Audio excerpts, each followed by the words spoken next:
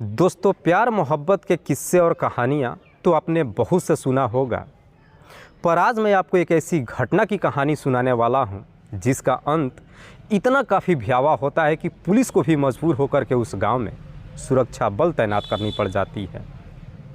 क्योंकि इस पूरे वारदात में कई लोगों की ज़िंदगियाँ बर्बाद ही नहीं हो जाती है, बल्कि 2 लोग भी हमेशा के लिए इस दुनिया को छोड़ के चले जाते हैं। वाकई में दोस्तों, आज की जो कहानी है ये आपको भी सोचने और समझने पे मजबूर कर देने वाली है कि आखिरकार इसमें गलत था कौन और गलती थी किसकी। नमस्कार, आदाब, मैं हसमुद्दीन और आप देख रहे हैं सफ़र क्राइम तक। दोस्तों, आज की जो सच्ची घटना मैं आपको सुनाने वाला हूं, दरअसल ये घटना है उत्तर प्रदेश की। उत्तर प्रदेश का एक ज़िला पड़ता है कौशाम्बी, और इसी कौशाम्बी का एक थाना पड़ता है चरवा। चरवा थाने के अंतर्गत एक गांव आता है काजू, और इसी काजू गांव के रहने वाले हैं संगम लाल दिवाकर, जो मुंबई शहर में रह कर के टैक्सी चलाने का काम करते हैं। दरअसल संगम लाल के परिवार में उनकी पत्नी संगीता के अलावा टोटल 3 बच्चे हैं, जिसमें 2 बेटा और 1 बेटी। बड़े बेटे का नाम है सरबजीत, दूसरा बेटा है आशीष, और सबसे छोटी बेटी है जिसकी उम्र लगभग 10 साल के आसपास है।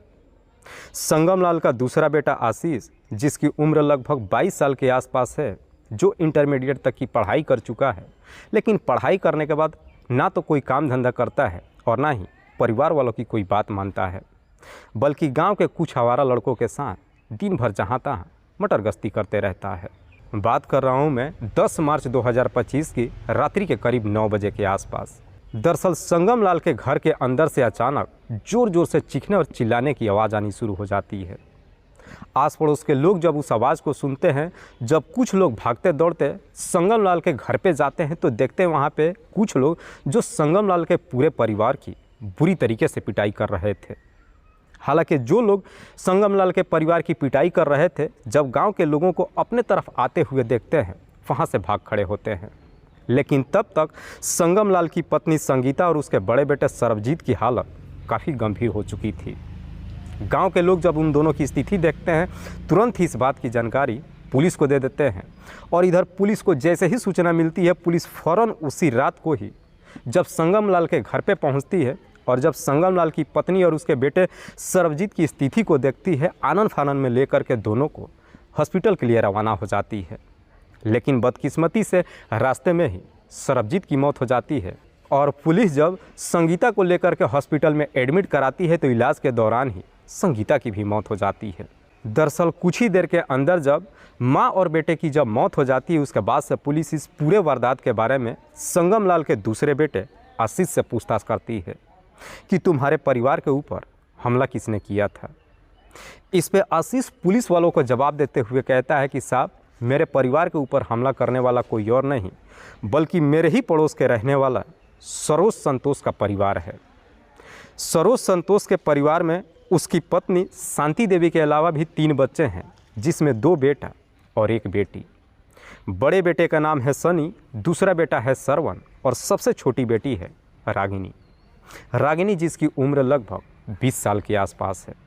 आशीष जब संतोष के परिवार वालों के ऊपर इल्ज़ाम लगाता है, पुलिस आशीष के ही तहरीर पे हत्या का मुकदमा दर्ज करने के बाद उसी रात को ही संतोष के घर पे पहुंच जाती है। लेकिन उस वक्त संतोष के घर पे सिर्फ उसकी पत्नी शांति देवी और उसका दूसरा बेटा सरवन मौजूद थे। पुलिस दोनों को ही अपनी हिरासत में लेकर के थाने में पहुंच जाती है, और जब संतोष की पत्नी शांति देवी से इधर श्यामलाल की उसकी पत्नी और बेटे की हत्या के बारे में पूछताछ करती है, तो शांति देवी भी बिना किसी शक्ति दबाव की अपनी सच्चाई कबूल ही नहीं करती है, बल्कि काफ़ी चौड़े होकर के पुलिस वालों से कहती है कि हाँ साहब, उन लोगों की हत्या हमने ही किया है, और हमें अपने किए पे जरा सी भी पछतावा नहीं है। लेकिन शांति देवी जब इस हत्या के पीछे की पूरी कहानी बताती है, तो वाकई में इसे सुनने के बाद हर किसी के शरीर के रोंगटे खड़े हो जाता है। दरअसल संतोष की जो बेटी है रागिनी, जो आशीष के ही पड़ोस की रहने वाली है, दोनों हम उम्र होते हैं, इसीलिए जब जवानी के दहलीज पे कदम रखते हैं, रागिनी और आशीष के बीच में पहले दोस्ती होती है, और फिर जब बातचीत का सिलसिला शुरू होता है, बातचीत करते करते आशीष और रागिनी के बीच में प्रेम प्रसंग शुरू हो जाता है। संतोष अपने बड़े बेटे सनी के साथ पटना में रह कर के मेहनत मजदूरी का काम करता है। इधर शांति देवी के घर में सिर्फ उसकी छोटी बेटी रागिनी और उसका दूसरे नंबर का बेटा श्रवण होते हैं। हालांकि रागिनी और आशीष के बीच में जब प्रेम प्रसंग शुरू होता है, ये सिलसिला लगभग 1 साल तक चलता है, लेकिन इस बात की जानकारी दोनों के परिवार में किसी को नहीं मालूम चलता है। पर जैसे ही 1 साल का समय गुजरता है, आखिरकार एक दिन इस बात की जानकारी गांव के कुछ लोगों को मालूम चल जाता है और फिर गांव के लोग इन दोनों को लेकर के तरह तरह की बातें करने लगते हैं। और गांव के लोग जब इस तरह की बातें करते हैं, आखिरकार ये उड़ती हुई खबर रागिनी की मां शांति देवी के कानों तक पहुंच जाती है। हालांकि शांति देवी को जब अपनी बेटी के करतूतों के बारे में मालूम चलता है, शांति देवी जब इस बारे में रागिनी से पूछताछ करती है, तो रागिनी भी अपने माँ से झूठ बोलते हुए कहती है कि मेरा आशीष के साथ कोई चक्कर वक्कर नहीं चल रहा है। दरअसल गांव वाले मुझे बदनाम करने की कोशिश कर रहे हैं। हालांकि रागिनी अपनी सफाई तो दे देती है, लेकिन बावजूद इसके रागिनी का भाई श्रवण आशीष के घर पे जाता है और आशीष को लेकर के उसके बड़े भाई सरबजीत से शिकायत कर देता है। उसके बाद से सरबजीत भी अपने भाई आशीष को आड़े हाथों लेता है और उसे काफ़ी फटकार लगाता है, जिसकी वजह से अब आशीष कई दिनों तक रागिनी के घर के तरफ आना जाना ही बंद कर देता है। दरअसल उसके बाद से रागिनी और आशीष ना तो एक दूसरे से बातचीत करते हैं और ना ही मुलाकात करते हैं। लेकिन जैसे ही ये मामला ठंड पड़ जाता है, उसके बाद से आशीष और रागिनी फिर से पहले के जैसे एक दूसरे से बातचीत ही नहीं करते हैं, बल्कि मुलाकात भी करने लगते हैं। हालांकि रागिनी को लेकर के जब गांव में तरह तरह की बातें होनी शुरू होती है, रागिनी की मां शांति देवी इस बात की जानकारी अपने बड़े बेटे सनी को भी दे चुकी थी। सनी, जो कि एक बदमाश प्रवृत्ति का लड़का ही नहीं है, बल्कि उसके ऊपर पहले से ही एक हत्या का मुकदमा दर्ज है और वो 7 महीने तक जेल में भी रह चुका है।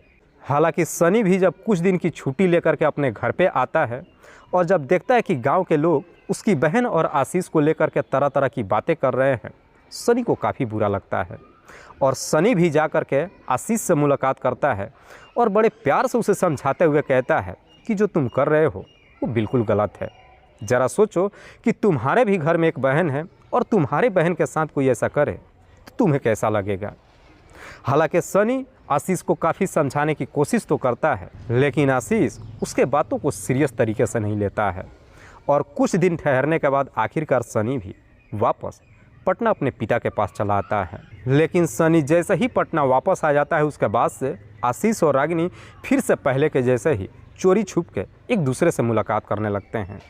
पर हद तो तब हो जाती है जब 10 मार्च 2025 को दोपहर के वक्त रागिनी की मां और उसका भाई श्रवण काम के सिलसिले से खेत पे चले जाते हैं। रागिनी जब घर पे अकेले होती है, उसी वक्त ही आशीष के नंबर पे कॉल करती है और उसे कहती है कि अभी मैं घर पे अकेली हूँ, अगर तुम मिलना चाहते हो तो आ सकते हो, लेकिन जब आना तो आस पड़ोस में देखते हुए आना। रागिनी जब अकेले होने की बात कहती है, आशीष भी ये मौका नहीं गंवाता है और फ़ौरन उससे मुलाकात करने के लिए उसके घर पे चला जाता है। चूँकि घर के अंदर रागिनी और आशीष की काफ़ी दिनों के बाद मुलाकात होती है, सबसे पहले दोनों अपनी हसरतें पूरी करते हैं और फिर बैठ कर के एक दूसरे से बातचीत करने लगते हैं। तभी इधर रागिनी की नज़र जब गेट पे जाती है तो देखती है कि उसकी माँ दरवाजे से कमरे के अंदर आ रही है। रागिनी जब अपनी माँ को देखती है, एकदम से डर जाती है और आशीष को कहती है कि तुम फ़ौरन पिछले दरवाजे से यहाँ से चले जाओ, और खुद कमरे में चली जाती है। आशीष वहाँ से इतनी काफ़ी तेज़ी में निकलता है कि वो अपनी चप्पल वहीं पे भूल जाता है। आशीष वहाँ से चला तो जाता है, रागिनी की माँ घर में एंट्री भी करती है तो वो आशीष के चप्पल को नहीं देख पाती है। लेकिन रागिनी जब आशीष के चप्पल को देखती है तो देख करके एकदम से डर जाती है। इसीलिए रागिनी उस चप्पल को छुपाने की कोशिश करती है, लेकिन उसी वक्त ही रागिनी का बड़ा भाई श्रवण भी घर पे पहुंच जाता है और श्रवण की नज़र उस चप्पल पे पड़ जाती है। दरअसल श्रवण जो उस चप्पल को बेहतर तरीके से जानता था कि ये चप्पल आशीष का है, इसीलिए श्रवण जब उस चप्पल के बारे में अपनी बहन रागिनी से पूछता है तो रागिनी अपने भाई से साफ झूठ बोल देती है कि मुझे नहीं मालूम है कि ये चप्पल किसका है। तब जाकर के श्रवण कहता है, तुम्हें भले ना मालूम हो, पर मैं जानता हूँ कि ये चप्पल आशीष का है और वो ज़रूर घर पे आया होगा। इस पे श्रवण की माँ भी कहती है कि मैं भी जस्ट थोड़ी देर पहले ही घर में आई थी, लेकिन जब यहाँ से मैं गई थी ये चप्पल यहाँ पे नहीं था। श्रवण को जब मालूम चलता है कि उसकी माँ भी घर पे नहीं थी, उसकी बहन अकेली थी, अब श्रवण को पूरा यकीन हो जाता है कि आशीष उसके घर पे ज़रूर आया होगा। लेकिन बात यह थी कि जो चप्पल थी वो वाकई में आशीष की थी या फिर नहीं, ये पता लगाने के लिए श्रवण जब अपने घर से बाहर निकलता है तो देखता है कि आशीष भी सामने से चल करके आ रहा है। लेकिन उस वक्त आशीष के पैर में कोई दूसरी चप्पल थी, जिसे देख करके श्रवण को पूरा यकीन हो जाता है कि जो मेरे घर के अंदर चप्पल पड़ी हुई है वो आशीष की है और आशीष मेरी बहन से मुलाकात करने के लिए घर पे गया हुआ था। श्रवण जब पूरा कंफर्म हो जाता है उसके बाद से ये सारी बात आकर के अपनी माँ से बताता है और साथ ही साथ अपनी माँ को लेकर के आशीष के घर पे पहुंच जाता है और जाकर उनसे झगड़े तकरार करने लगता है। लेकिन श्रवण जब आशीष से झगड़े तकरार करता है तो उस वक्त आशीष का बड़ा भाई सर्वजीत भी घर पे मौजूद था और दोनों भाई मिलकर के श्रवण की बुरी तरीके से पिटाई कर देते हैं। जब बुरी तरीके से पिटाई हो जाती है उसके बाद से श्रवण की माँ संगीता देवी प्रधान को बुलाती है और प्रधान से इनकी शिकायत भी करती है। लेकिन प्रधान भी आने के बाद कुछ नहीं करता है। इसीलिए उसी वक्त ही संगीता देवी अपने बेटे को लेकर के नज़दीकी थाने में जाती है और फिर संगम लाल के पूरे परिवार के ऊपर मुकदमा दर्ज करा देती है। हालांकि मुकदमा दर्ज तो हो जाती है लेकिन पुलिस भी यहाँ पे एक छोटी सी लापरवाही कर देती है। दरअसल पुलिस दोनों परिवार को थाने में बुलाती है और बातचीत करके ही इस मामले को रफा दफा कर देती है। लेकिन संगीता देवी पुलिस की इस कार्रवाई से संतुष्ट नहीं होती है और आखिरकार शाम होते ही इस बात की जानकारी अपने बड़े बेटे सनी को दे देती है। इधर सनी को जब मालूम चलता है कि आशीष के परिवार वालों ने उसके भाई की बुरी तरीके से पिटाई किया है, सनी इस प्रकार से गुस्से में आता है कि उसी वक्त ही पटना से अपने घर के लिए निकल जाता है और करीब रात्रि के 9 बजे के आसपास जब अपने घर पे पहुंचता है तो अपने परिवार वालों से बिना बात किए बगैर ही हाथ में कुल्हाड़ी लेकर के अपने घर से निकल जाता है। हालांकि सनी जब अपने हाथ में कुल्हाड़ी लेकर के निकलता है तो उसके पीछे पीछे सनी की माँ और उसका भाई श्रवण भी निकल जाते हैं। ये तीनों उसी वक्त ही करीब रात्रि के 9 बजे के आसपास आशीष के घर पे जाते हैं और जाकर के दरवाज़ा पीटने लगते हैं। जब काफ़ी वहाँ पे चीखना चिल्लाना शुरू करते हैं, आखिरकार आशीष का बड़ा भाई सरबजीत दरवाज़ा खोलता है। लेकिन सरबजीत जैसे ही दरवाज़ा खोलता है इधर सनी और उसके भाई और उसकी माँ ये तीनों मिलकर के सरबजीत के ऊपर हमला बोल देते हैं। हालांकि जब सरबजीत की पिटाई करना शुरू करते हैं और सरबजीत की माँ जब अपने बेटे को पीटते हुए देखती है वो अपने बेटे को बचाने के लिए जाती है, लेकिन ये तीनों मिलकर के सरबजीत की माँ संगीता की भी बुरी तरीके से पिटाई कर देते हैं। दरअसल इन दोनों के ऊपर उस कुल्हाड़ी से इतने काफ़ी वार करते हैं कि ये दोनों ही काफ़ी गंभीर अवस्था में वहीं पे गिर जाते हैं। और तभी थोड़ी देर के बाद इधर आशीष भी दरवाज़ा खोल करके जैसे ही कमरे से बाहर निकलता है और ये तीनों जैसे ही आशीष के ऊपर हमला करना शुरू करते हैं तब तक चीख पुकार सुन करके गांव के लोग वहां पे इकट्ठा हो जाते हैं। और इधर सन्नी के परिवार जब गांव के लोगों को अपने तरफ आते हुए देखते हैं आशीष को छोड़ करके वहां से फरार हो जाते हैं। लेकिन इन तीनों को जब मालूम चलता है कि इनकी पिटाई की वजह से सरबजीत और उसकी माँ की मौत हो चुकी है, सनी तो अपना घर छोड़ करके फरार हो जाता है, लेकिन सनी की माँ और उसका भाई श्रवण घर पे ही रह जाते हैं। इसीलिए पुलिस आकर इन दोनों को गिरफ्तार कर लेती है। वाकई में शांति देवी जब ये पूरी कहानी पुलिस को बताती है उसके बाद से पुलिस अब शांति देवी के तहरीर पर उसके बड़े बेटे सनी को भी ढूंढना शुरू कर देती है।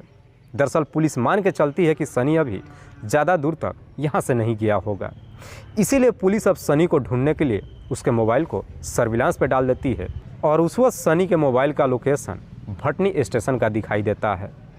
पुलिस फ़ौरन भटनी स्टेशन पर पहुँचती है और वहाँ से सनी को भी गिरफ्तार कर लेती है।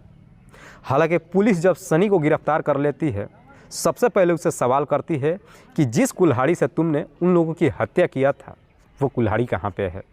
सनी कहता है कि मैं अपने गांव के बाहर ही उसे खंडहर में छुपा दिया हूँ।